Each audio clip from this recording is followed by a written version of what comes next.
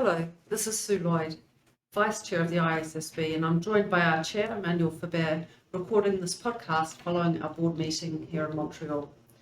So this was our last public standard setting meeting of 2022, and we got a lot done, which we look forward to talking about on this podcast. But before we get to the board meeting, we were lucky enough this week in Montreal that our meeting coincided with the COP15 Biodiversity Conference, where we made an announcement. So Emmanuel, why don't we start there with you talking about what you announced at Finance Day at COP15?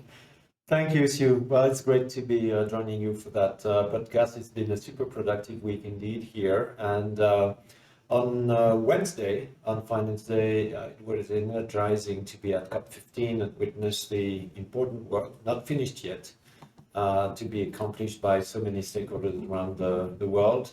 So I had that privilege of speaking on behalf of all our colleagues around the board and make a few announcements there. I think the first of them was that we have decided on our first day of our public meeting to describe sustainability and clarify that a company's ability to deliver value for its investors is inextricably linked to the stakeholders it works with and serves, and the society it operates in, as well as the natural resources it draws upon.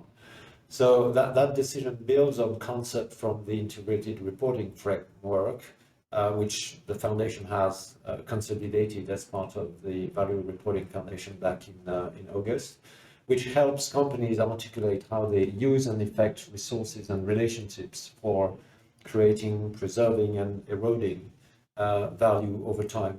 So in our standards, sustainability will be described in the General Requirements Standard S1 as the ability for a company to sustainably maintain resources and relationship with and manage its dependencies and impacts within its whole business ecosystem over the short, medium, and long term. And so we expect that by referring to this articulation of the value creation process, a company will be better placed to explain to its investors how it is working sustainably within its business ecosystem, addressing the impacts, risks, and opportunities that can affect its performance and prospects to ultimately deliver financial value for investors, and that being done in a sustainable manner, meaning that those resources, financial, human, natural, that the company is actually drawing upon need to be over time protected, developed, and regenerated by the company. The second thing that we announced was the fact that we confirmed that we will research incremental enhancements that complement the climate-related standards S2, including related to natural ecosystems and the human capital aspects of the climate resilience transition, which many and we decided to call just transition.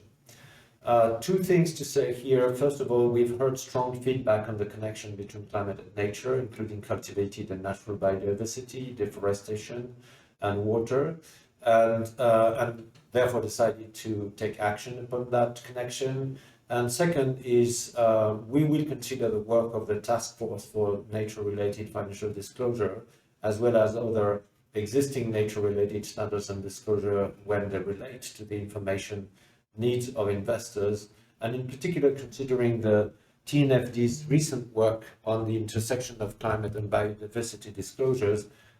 We believe that it can help us in scoping our research on those complements to our climate standards.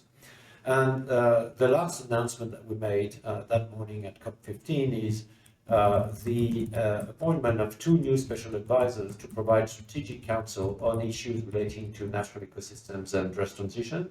One will be Karen Kemper. She, until recently, was the Global Director for Environmental, Natural Resources and Blue Economy at the World Bank.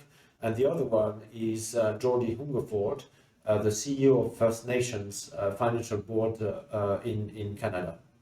So the Finance Day announcement covered one of the decisions we made at the first day of the board meeting, a very structuring one, but of course this week we met a number of other decisions, and would you tell us more about this?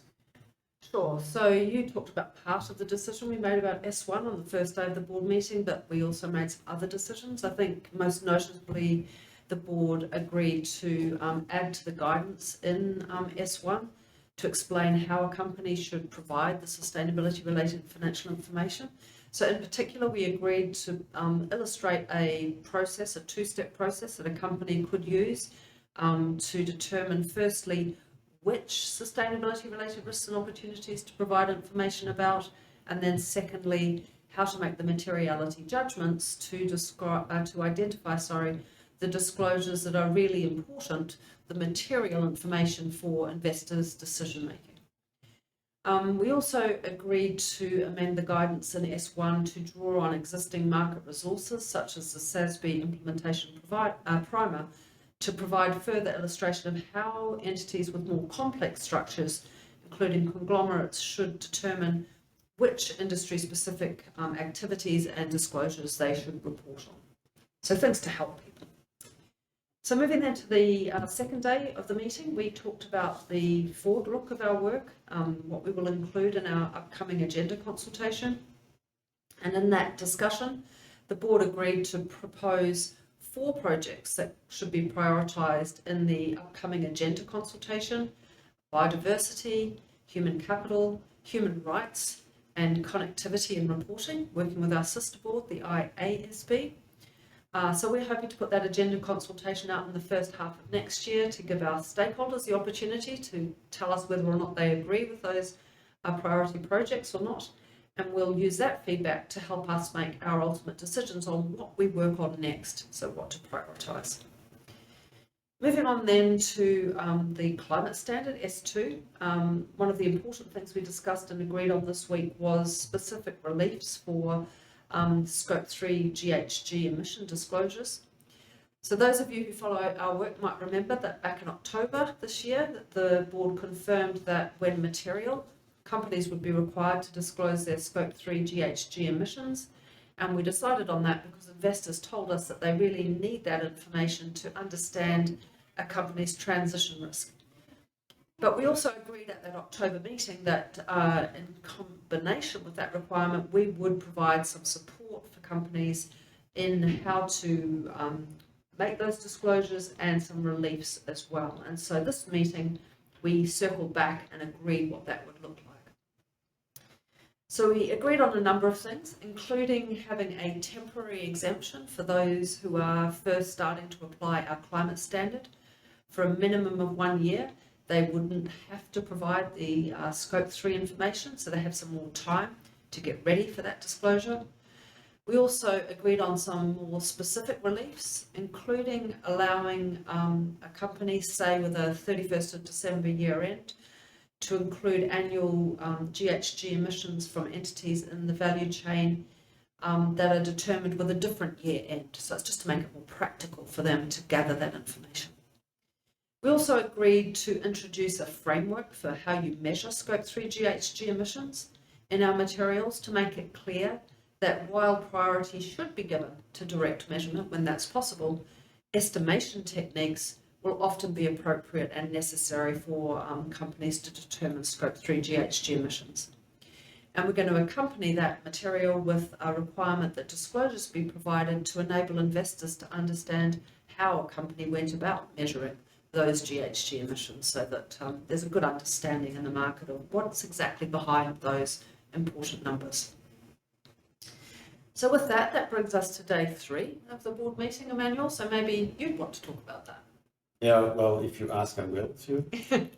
Thank you. And just, before moving to this, I think I personally was really appreciative of the work that our staff had been doing, in particular on the Scope 3 greenhouse gas emission disclosures, because we've got a lot of feedback, of course, about the very new nature of those topics and the need to address guidance for preparers.